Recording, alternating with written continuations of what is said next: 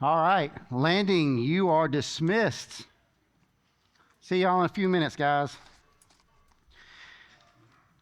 Look at this room full of people. Y'all are that excited about step 4 inventory? Hey guys, I'm Jeremy. I'm a grateful believer in Jesus. Came into recovery for alcohol and drug addiction, and I'm sticking around because I constantly have something new to work on. And right now, I'm working on approval issues. Hey guys, tonight we begin the first of 2 lessons in spiritual inventory. I am going to do spiritual inventory 1, and then my fantastic, brilliant wife, Allie, will be doing spiritual inventory 2 with y'all next week. Now, if y'all remember back in February, maybe early March, me and her did back-to-back powerless lessons, right? So this time, y'all are going to get the less, and next week, you'll get the power, okay? So we'll go ahead and get the less out the way. So a couple of weeks ago, Wade taught a lesson on inventory. And at the end of the lesson, he left something with y'all. He said that inventory is summed up simply like this. It is a path through the chaos. A path through the chaos. And I love that because when we first get here, I don't know about y'all, but my life was total chaos, right? It was rock bottom. It was, I hated myself. I hated everything about my life. I hated everyone in my life. And recovery, when we get here, can also feel very overwhelming. So it is nice to have a little bit of structure to this new way of living that we are learning how to do. So tonight, newcomers, if this is your first time here, I want to say thank you. Thank you for bringing your chaos to us. Because, and I'm serious when I say that, because this is a room full of people that have come up here for the first time with chaos in their lives as well. What we do know here is that God transforms lives. That's what He does, and He will transform yours too. Give it a chance.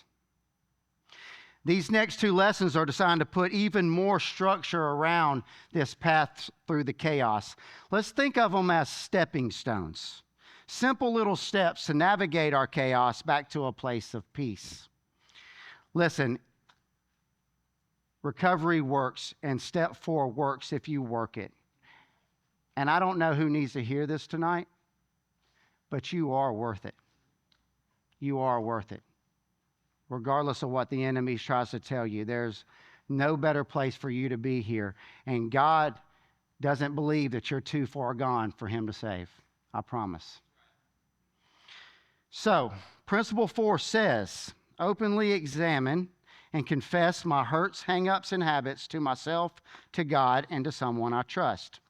Blessed are the pure in heart, for they will see God. Matthew 5:8. And that lines up perfectly with step 4. We've made a searching and fearless, honest inventory of ourselves. Let us examine our ways and test them, and let us return to the Lord. Lamentations 3:40. Well, whether you're about to begin step 4 or you're already working through it, and even if this is the first time you have ever even heard of an inventory, tonight's lesson is designed to help you. I'm working on my 9th year at Celebrate Recovery, and God is still revealing things in my life that need attention. And the key word that I just used right there is working. All right, I'm continuously working my recovery, because if we stop allowing God to examine our hearts and transform our minds, old wounds, old patterns, old ways of thinking quietly begin to creep back in. David tells us in Psalm 139, search me, God, and know my heart. Test me and know my anxious thoughts. See if there is any offensive way in me, and lead me in the way everlasting. That's Psalm 139, 23 through 24. I'm going to stop real quick.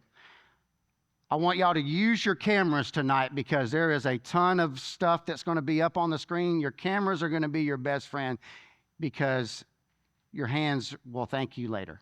Okay? Back to Psalm 139. David asked God to show him anything offensive within him. In other words, God, Show me my character defects. Show me what's keeping me from being the person that you designed me to be. David already knew what most of us have learned once we've got here. Recovery can't be done without God, period. And if you've been trying to do recovery on your own strength, let me ask you something. How many times have you told yourself, today's going to be the last day? My last drink. This is going to be the last blunt. This is going to be the last time I visit that website. This is going to be the last time I get angry. But you only find yourself right back from where you started. See, the problem isn't desire. I desperately wanted to quit drinking. I desperately wanted to quit using drugs. I desperately wanted to change. The problem was, and still is, I hadn't gotten down to the roots of my problems yet, the source. I was trimming weeds, but I wasn't removing roots. Anybody relate with that? And that's exactly what step 4 helps us do. Most of us have spent years trimming the symptoms, but not digging up the source. Whatever that source may be for you. Inventory helps us get below the surface, down to the good dirt, because we all have good dirt. We may not have fertilized it in a while, but the good dirt is there.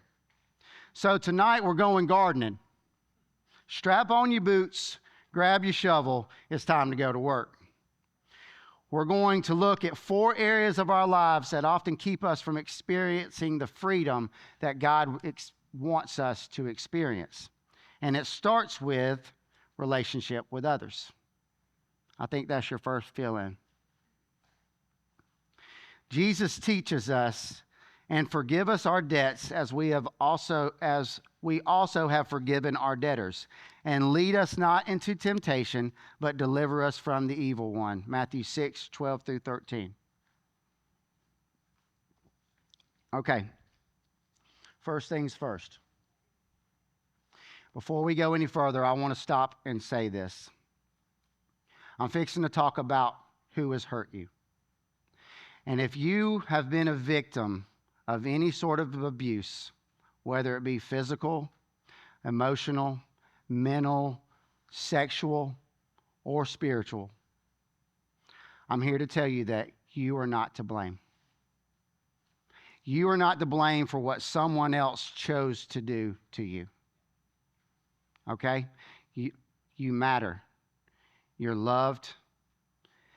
And while the abuse is not your fault, healing from this is your responsibility.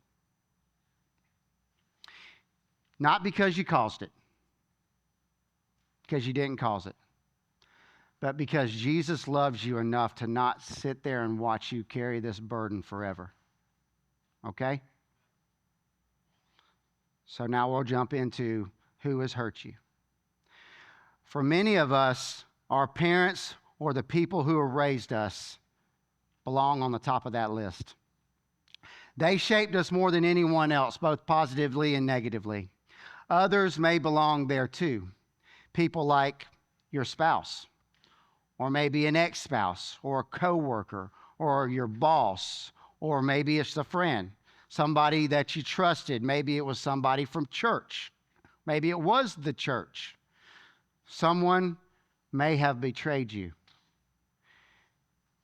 And when we're talking about who has hurt us, we need to ask ourselves, who are we holding a grudge with? In other words, who are we still carrying around? Because that's exactly what resentment does. The person who hurts you may not even know that you're carrying that resentment, but you're carrying them everywhere you go. And when resentment stays buried long enough, it grows into bitterness. And bitterness turns into a way of life. You wake up angry. You go through the day angry. You go to bed angry. I know that because I've lived there. Bitterness is literally like carrying the weight of that person constantly on your back. So when someone hurts us, healing begins when we bring that hurt into the light.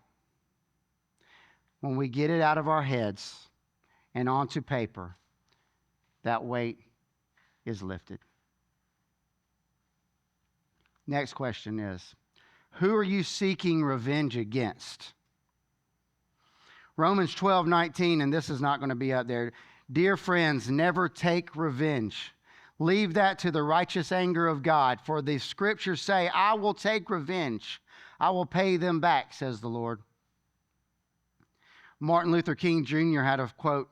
He said, man must evolve from all human conflict a method which rejects revenge, aggression, and retaliation.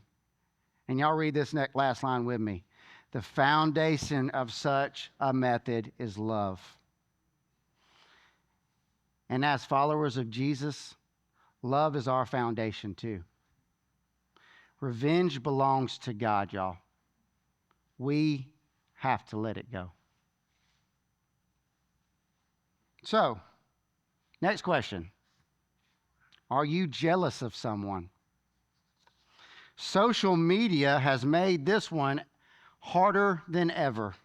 We compare our behind the scenes to the highlight reels we see in our scrolls, right?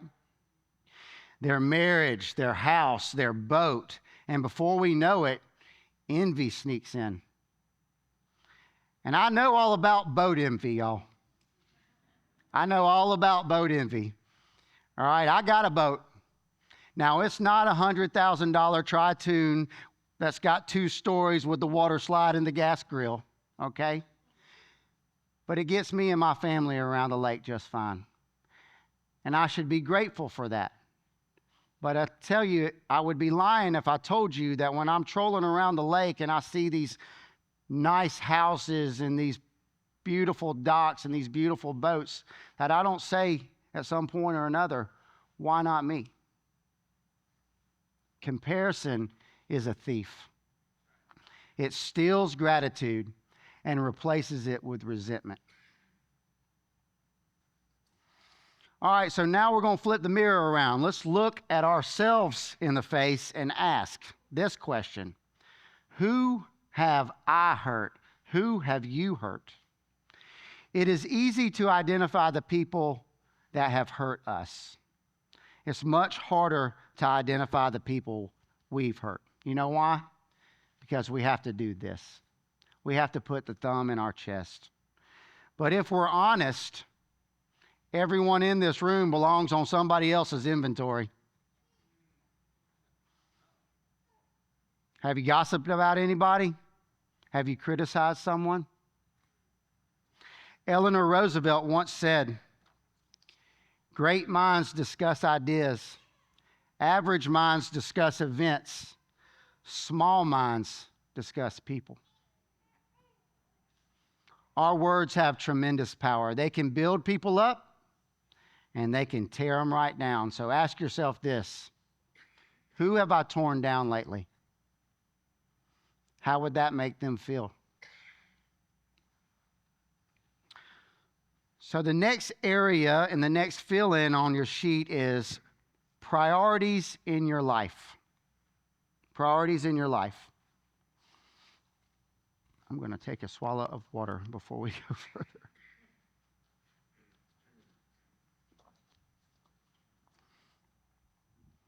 Once we've looked at our relationships, we need to start looking at our priorities.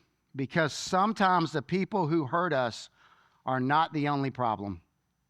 Sometimes the things we've placed above God creates problems too. Before recovery, my number one priority was simple. I'm going to get drunk. I'm going to get high. I'm going to eat these pills. Whatever it took to achieve my top priority, which was escaping reality, is what I was going to do.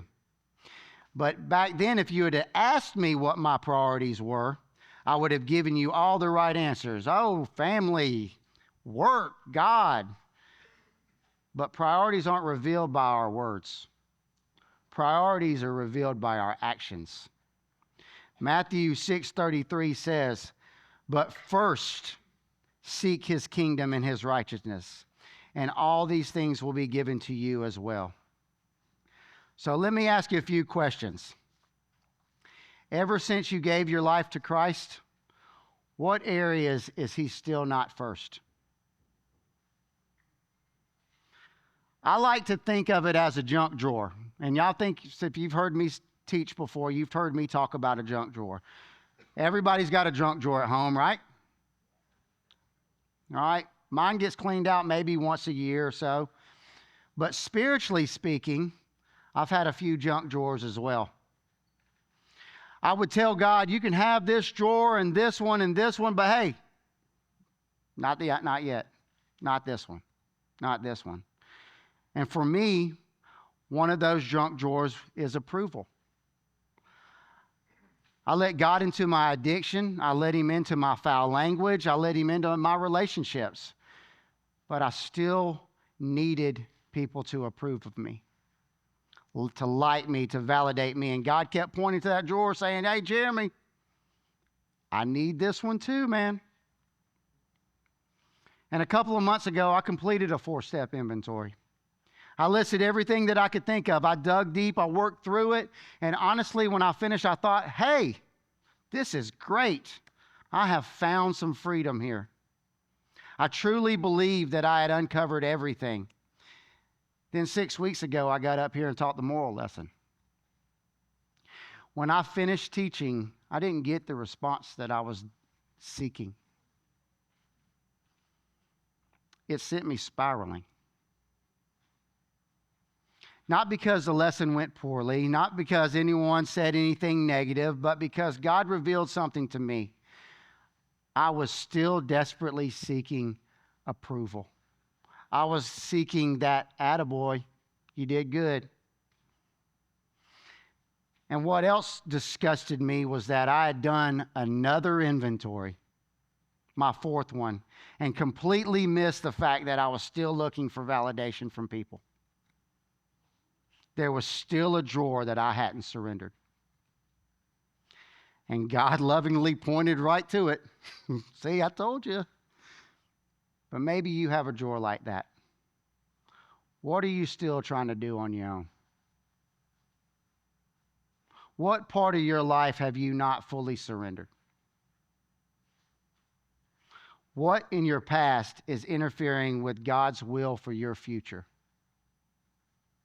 And how long are you going to allow it to interfere? What about your pleasures? Let's switch gears a little bit.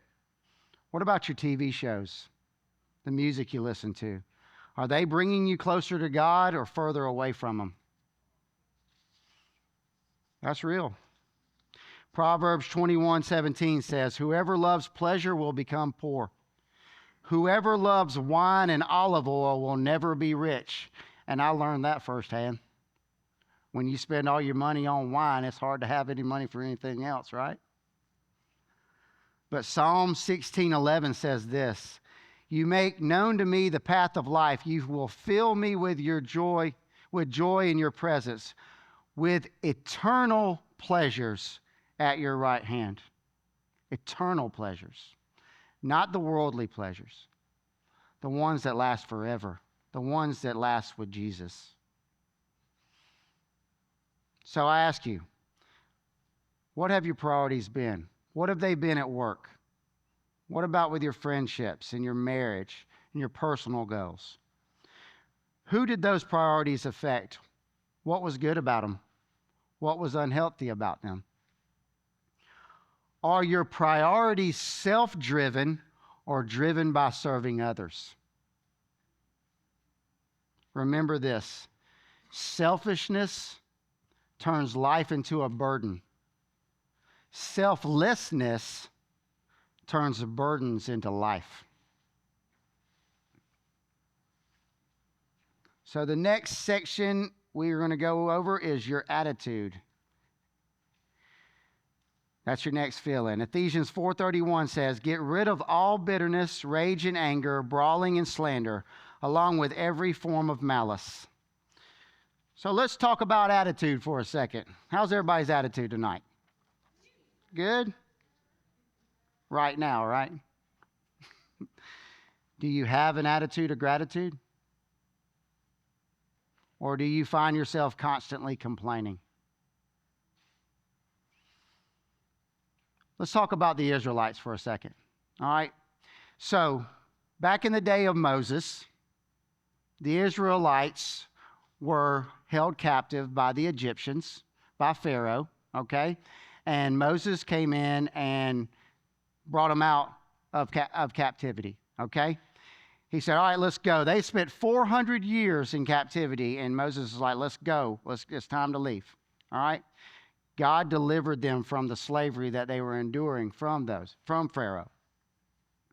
And not only that, he performed miracles like parting the Red Sea. He destroyed their enemies on the way. He provided food from heaven, and yet they still complained. Yet the food wasn't good enough. They wanted to go back to steak and potatoes in Egypt. And if we're honest, sometimes we're no different than that. God delivers us from addiction, restores relationships, provides blessing after blessing, shows us grace, and still we focus on what we don't got, what we wish were different, what we think we're missing. Sometimes God does change our circumstances, y'all. But sometimes he changes us while we're waiting. What we have to learn to do is show gratitude in the waiting, because that's often proof that we truly have surrendered. So ask yourself these questions. In what areas have I been ungrateful? Have I gotten angry and blown up on people? As a codependent, I often find myself getting angry when I feel used. But most of the time, the issue isn't really with them, it's with me. I hadn't set healthy boundaries. I was trying to make everybody happy, trying to rescue everybody, trying to earn approval. Then when I become exhausted and frustrated, it's their fault. Anybody relate? I became a doormat and then exploded. Does that make any sense? Have you been sarcastic? Guilty? You can raise your hand too. Come on. Sarcasm has been a lifelong struggle for me. And a lot of us struggle with that, especially when we're with our friends. Words can be funny, but in the wrong setting, they can very much hurt people too. Today, I try to use them much more carefully than I used to. Next question. What in your past is still causing fear or anxiety? A lot of our fear isn't fear of failure. Y'all aren't going to like this. Our fear is of exposure. Fear that if people knew the real us, they wouldn't love us. Fear that if people saw the mess underneath this mask that we wear all the time, they'd reject us. That's one of the reasons this inventory process is so important. Shame lives in darkness. Grace transforms in the light. 1 John 4:18 says, "There is no fear in love, but perfect love drives out fear, because fear has to do with punishment. The one who fears is not made perfect in love." And what is perfect love? Jesus is perfect love. Years ago, my wife shared something with me that always stuck. Cattle run away when a storm comes. And some of y'all have heard this. Buffalo run into the storm. Why do buffalo run into the storm? Does anybody know?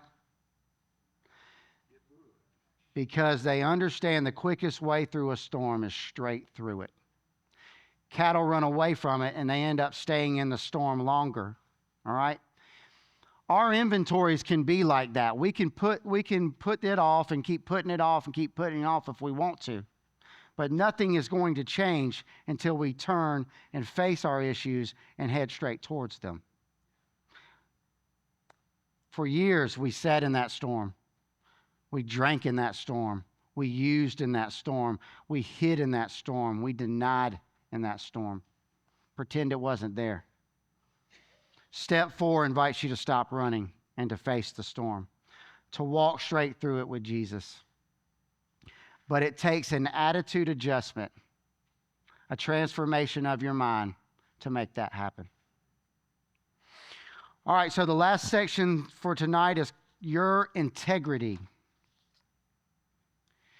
Integrity matters, does it not? Most people define integrity as doing the right thing when nobody is watching, and that's true. Colossians 3:9 says, "Do not lie to each other, since you have taken off your old self with its practices." Let's ask some hard questions right now. And you got to be honest with yourself, for just hurting yourself with these. In what past dealings were you dishonest? Have you cut corners? Do you do poor work knowing nobody would notice? Have you stolen from someone? Have you cheated? Have you lied? Did you exaggerate your accomplishments? Have you ever created a version of you that is not real? I struggled with that for years. My approval issues often caused me to be a present version of Jeremy that wasn't authentic. Not necessarily because I wanted to deceive people. I just wanted people to accept me. But here's what recovery has taught me. There is no such thing as partly honest. You're either telling the truth or you're not. That's uncomfortable. But recovery isn't built on half-truths. Recovery doesn't begin when we become better people. Recovery begins when we become honest people. So that brings up the next question. Have you ever used false humility? Have you ever pretended to be less than you are so you could get a compliment from someone else or sympathy from someone else? Have you acted one way around church people and another way everywhere else? Are you a Sunday Christian or a 7-day-a-week follower of Christ? Are you working your recovery on Thursday nights only, like large group, small group, cafe, go home, repeat next week? Or are you reaching out to your accountability teams on a daily basis and your sponsor and serving others, doing things that you normally didn't do when you were in active addiction?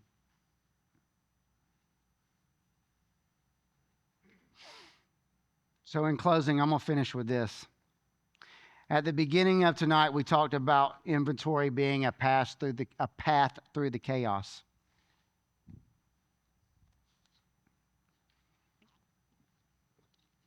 And if we're honest, that's exactly where all of us were when we walked through these doors, right? Chaos. Some of us, like me, had run their families off. Some of us had lost friendships. Some of us were hanging on to our marriages by a thread. Some of us had lost our jobs, and with that, financially drowning. Some of us were watching our health decline. We were trapped in our addiction to alcohol, drugs, pornography, food, gambling, approval, anxiety, or 100 other things we thought we could manage on our own. And somewhere along that way, we found ourselves at rock bottom. Exhausted, confused, ashamed. The problem was that when we looked at our lives, our mess felt too big, too overwhelming, too complicated. We didn't know where to start. And that's why step 4 is so important. Inventory doesn't ask you to fix everything tonight. This is not a lot of times a one and done. It simply helps you find the next step. Stepping stones, remember? It gives you a path through the chaos. Tonight, we've looked at 4 areas of our lives. Next week, Allie will do 4 more with you. And as you begin to write these things down and work through these questions that have been on the screen, you may discover hurts that you've never dealt with, resentments that you've carried for years, patterns you've repeated over and over. You may uncover things that are going to make you feel very uncomfortable, things that make you emotional, things that make you realize I've got a lot more work to do than I thought. But that's okay, y'all. Because guess what? That's not failure. That's progress. Because for the first time, you are no longer wandering around in the dark. You're walking that path. One step at a time, one day at a time, one moment at a time. And here's the beautiful part. You don't have to walk that path alone. Jesus walks it with you. Your sponsor walks it with you. Your accountability partners walk it with you. This Forever family will walk it with you. Every step towards honesty is a step towards freedom. Thanks for letting me share.